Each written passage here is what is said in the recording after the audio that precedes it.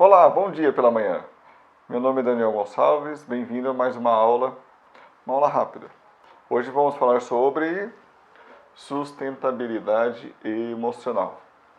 É aquilo que se sustenta, ou aquilo que se sustenta por conceito é aquilo que não se rompe, que ela se mantém, se preserva, passa por oscilações, mas não ocorre a ruptura, então ela consegue voltar, ficar dentro de um espectro seguro, que, portanto, pode ser reutilizada por diversas vezes. No caso, o emocional é manter-se sustentável, é manter-se fora de uma ruptura mesmo, de você passar muito mal, de você ficar doente, de chegar até situações extremas de adoecimento psíquico. Então, sustentabilidade emocional, gosto de descrever da seguinte maneira: se cuidar e não permitir a ruptura emocional, que pode até ser um surto. Oscilar em um espectro menor. Buscar menor variação de intensidade do humor. Então, oscilar no espectro menor, vamos imaginar que isso aqui é humor, vida e humor. Aqui tem uma palavrinha humor. Quando eu tenho aqui, oscilar em um espectro menor, o espectro é de acordo com a dimensão que você tem aqui. Então, você vai oscilar menos aqui. Tá? Então, buscar uma menor variação da intensidade do humor. Aqui, para um lado, é a intensidade. Muito bem, muito mal. E a gente fica aqui no emocional durante o dia, isso aqui oscila várias vezes. Ou pode oscilar assim, ou às vezes assim para cá, de várias formas. E na vida a gente está o tempo todo assim. Mas eu prefiro exemplificar que durante o dia isso vai acontecer.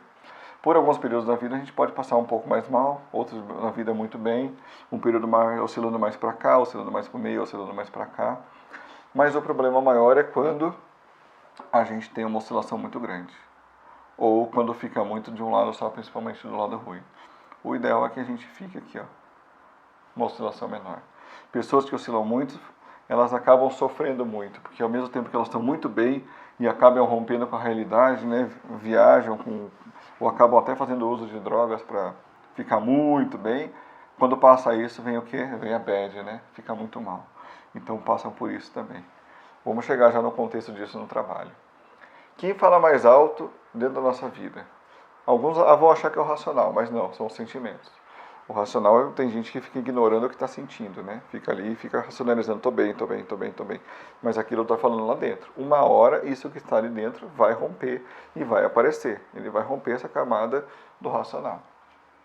E o que nós menos fazemos, infelizmente, é escutar. Escutar no sentido de sentir. Escutar o que você está sentindo, perceber, entrar em contato com isso. Que a gente aprendeu erradamente que sentimentos bons e sentimentos ruins. Não existe sentimento bom e sentimento ruim, existem sentimentos. A gente sente de tudo: raiva, tristeza, alegria, amor, atração, vários outros sentimentos. E a gente sente tudo isso, é normal, não é errado, não é ruim você estar triste, não é ruim você estar com um mau humor num dia, não é ruim você, ficar um pouco deprimido. Isso tudo faz parte de um contexto que a gente tem na vida. Então eu não tenho que acordar todo dia bem, não tenho que acordar todo dia feliz, não tenho que acordar todo dia bem-humorado. Eu vou acordar do jeito que eu acordo. Tem gente que acorda muito bem na primeira hora, tem gente que acorda e fala que não, fale comigo na primeira hora. Tudo bem, é o sistema de carga da pessoa. Acordou de manhã, não sei quanto tempo demora para a pessoa se constituir e ficar ali inteira com ela mesma. A questão pior é quando oscila. Então vamos pensar da seguinte maneira: eu vou pegar uma régua aqui. Vamos supor que essa régua aqui é a sustentação. O bom é que a régua é molinha. Aqui está o humor. Se você faz isso aqui, a régua vai voltar. Se você oscila, se você não consegue manter um espectro menor, isso vai vir muito para cá ou vai vir muito para cá e vai ficar oscilando. Se você fica muito tempo de um lado só, esse material também tende a ficar um pouco assim distorcido. E aí ele vai ficar, essa régua já está meio torcida mesmo, já ficou pro lado, ainda bem que ficou pro lado bem aqui no exemplo. Ela já fica um pouco para cá, ela poderia estar ao contrário também. Porque provavelmente ela ficou parada ali em cima do estojo, meio para um lado. Então, o material, a gente vai se rompendo emocionalmente. Um vão ficar mais para cá, outro para cá. Não tem uma regra. Tem gente que tem uma tendência a ficar um pouco mais triste, outros um pouco mais alegre no dia a dia. Isso não é um defeito, não é um problema. O que acaba sendo um problema é ficar nos extremos. tá? Porque isso aqui pode causa sofrimento para quem vive assim. Então, se você é um gestor e vive assim, você sofre. E se você sofre, você leva esse sofrimento para o seu time. Invariavelmente, não dá para ter milagre. Você vai oscilar. Se você é uma pessoa que oscila muito, você leva um problema para o seu time. E se você tem algum funcionário que oscila bastante, ele tem um problema para ele mesmo e às vezes também afeta o time. Ah, tem que tirar ele de lá? Não tem que tirar. Pode ajudá-lo a ter uma vida um pouco mais sustentável, com uma vida com um pouco menos de oscilação ao longo do tempo, tá? Até porque se você... Essa régua ainda é boa, mas dependendo do quanto você força uma certa coisa, isso aqui pode se romper e quebrar para sempre. Então tem gente que pode entrar numa situação que só resolve com remédio. Ou de extrema felicidade, não querer vir para o lado ruim e ficar só sob o uso de drogas, achando que está feliz. Ou alguém que está muito mal, muito depressivo. Estou dando exemplos gerais. São pessoas aqui que têm uma sustentação frágil, que oscila muito. Ah, mas esse é um problema? É um problema para a pessoa que vive isso, tá? Então você tem que se escutar e aí o que acontece, né? Quanto mais frágil é essa sustentação emocional, quanto mais frágil é o emocional seu ou da pessoa, maior é essa oscilação. E maior oscilação, maior o sofrimento. E quem sofre diariamente não vive bem. Quem oscila muito de um dia para o outro, oscila muito intensamente ao longo do dia, acaba não conseguindo viver as outras coisas que tem no meio. Porque entre um lado e o outro tem vários pequenos prazeres e desprazeres. Recebi uma notícia ruim, mas não é nada grave. Se eu não tenho uma ansiedade muito alta, eu não vou sofrer tanto. Recebi uma notícia boa, mas legal. Então, recebi um abraço, um beijo de quem eu amo, vou ter uma tendência de ficar mais para cá. Ou se eu estou muito mal, esse reloginho sobe só um pouquinho para cá. Recebi uma notícia ruim, mas não é nada grave, não é, por exemplo, a morte de alguém. Fica um pouco. Agora, se tudo for intenso, isso causa sofrimento. Mas o que está aqui no meio é muito importante, né? Brincar com o seu cachorro, com o seu gato, com a sua galinha, com o seu porco, com o que você tiver. Brincar com seus filhos, brincar com uma pessoa que você ama, brincar com amigos, isso tudo, mantém isso aqui um pouco mais equilibrado. E cada um é responsável pelo seu equilíbrio. Isso também é importante. Então, quem sofre diariamente não vive bem. E quem não vive bem, por consequência, né, acaba que também não trabalha bem. Não é, às vezes, não vamos entrar em casos específicos, tá? Mas considerando uma pessoa que costuma trabalhar, é responsável, tem esse perfil responsável, ela pode muitas vezes não trabalhar bem porque não está vivendo bem, está sofrendo. Pode ser uma pessoa que esteve saudável e não está por algum problema. Pode ter tido uma situação muito ruim na família, na vida, criou um trauma e vive nessa gangorra, tá bom? Como então tentar ser mais sustentável? Você como líder é muito importante. Primeiro, diversidade, trabalho e vida pessoal. Se você é um líder, você pode levar diversidade para dentro do trabalho. Diversidade é brincadeira, é conversas, é momentos de contração, é um mini seminário de 10 minutos, 15 minutos, é um cafezinho presencial ou virtual, como a gente está ainda vivendo o finalzinho da pandemia. Graças a Deus estamos voltando ao ambiente. Então, todas essas atividades que dão aquela quebra, né? Trabalhou uma horinha, faz uma quebrinha de 5 minutos, 10 minutos, faz uma reuniãozinha, vai lá você que é líder, passa no meio do pessoal, faz uma piadinha, faz eles rirem um pouco. Isso aí, mexe nessa balança. Porque trabalhar demais, a gente acaba ficando meio cansadão. Então, isso acaba equilibrando melhor essa balança. Então, pequenas doses durante o dia fazem com que isso fique menos oscilante, tá?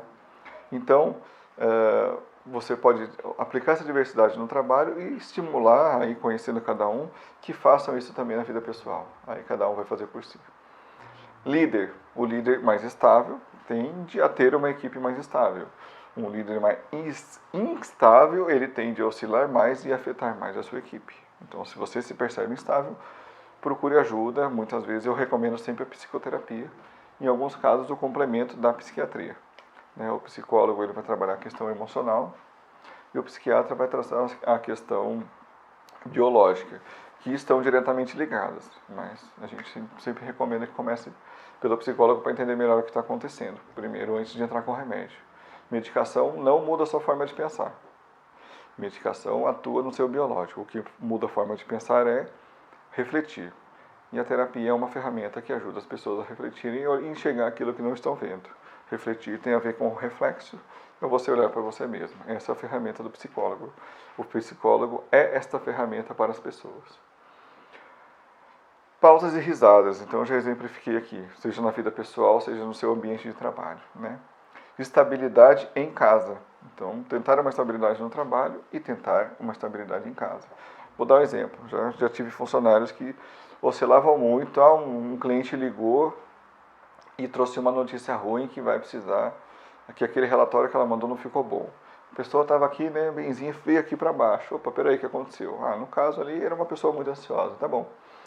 Senta com ela, conversa, ajuda ela a entender o que está acontecendo, para ela sair daquela coisa tão imaginária, né, da ansiedade. A ansiedade leva a gente para um mundo tão imaginário. E aí traz ela um pouco para cá. Quando a ansiedade baixa, a pessoa volta para cá. Aí ela mesma às vezes encontra a solução. Então o líder pode ter essa função de ajudar a manter a sustentabilidade, manter a vida da pessoa no trabalho, pelo menos, mais sustentável. E se ela aprender isso aqui no trabalho, ela vai levar para a vida pessoal também. Então não deixa de ser também uma ajuda mais profunda na vida pessoal das pessoas. Tá? E autoconhecimento e autocuidado. Botei o mais aqui porque justamente o autoconhecimento leva também à possibilidade do autocuidado. É difícil alguém se autocuidar se ela não se conhecer. Então, como se conhecer? Não fugindo do sentir. Quem foge do sentir, não se escuta, não se compreende, compreender internamente, não sabe quem você é. Só racionalizar não leva você a se conhecer. Você tem que se conhecer por inteiro. E por inteiro somos racional, somos sentimentos, somos biológicos, isso tudo é uma coisa só. A gente fala separado porque é mais fácil em termos de estudo. Então acaba segregando. Mas no existir, nós somos todos uma coisa só. Se eu não estou bem, eu afeto o meu corpo. Se o meu corpo não está bem, afeta o meu emocional. E as coisas vão estar sempre juntas, tá? Então quem não se escuta, não se conhece. E se não se conhece, não se cuida. No sentido não de tomar banho todos os dias apenas, mas de cuidar para que você não tenha uma ruptura. Então eu sei, quando eu estou ficando, por exemplo, dormindo mal, começa a dormir mal, eu já sei que eu estou rompendo, começando a romper. Então eu sei que a coisa aqui tá vindo muito pro lado de cá, então eu tenho que ou trabalhar menos, ou colocar uma atividade física, fazer alguma coisa que me ajude, né, a melhorar essa reguinha aqui para ficar menos forçando para um lado só, ficar mais estável. Tá? Então o autoconhecimento e o autocuidado são muito importantes, podem ser estimulados no ambiente de trabalho, né, em conversas individuais ou até atividades em grupo. Dá para fazer bastante atividade em grupo. Já apliquei treinamentos de relações interpessoais, em que a gente conversava muito sobre como cada um é, e eles iam se conversando, e depois em algum momento a gente pedia para eles colocarem, né, como eles os aspectos positivos do outro e os aspectos negativos de si próprio. Isso eles iam passando para mim por chat, né, para não ficar uma coisa muito assim, de expor o outro, né, o que a gente pensa do outro. E depois eu só divulguei os resultados positivos do que cada um achava do outro. Os resultados negativos de cada um achava de si mesmo ficaram guardados com eles. Isso não foi divulgado. Então ajudou, por exemplo, o fulano A recebeu aqui várias informações de que ele é responsável, criativo e tudo mais. Então esse cara aqui, por exemplo, num grupo de 10 pessoas, 6 pessoas falaram que ele era responsável e criativo. Ele passou a se conhecer um pouquinho melhor, a partir da visão dos outros, dos colegas também. E aí falar, opa, isso aí melhora o que? A autoestima dele.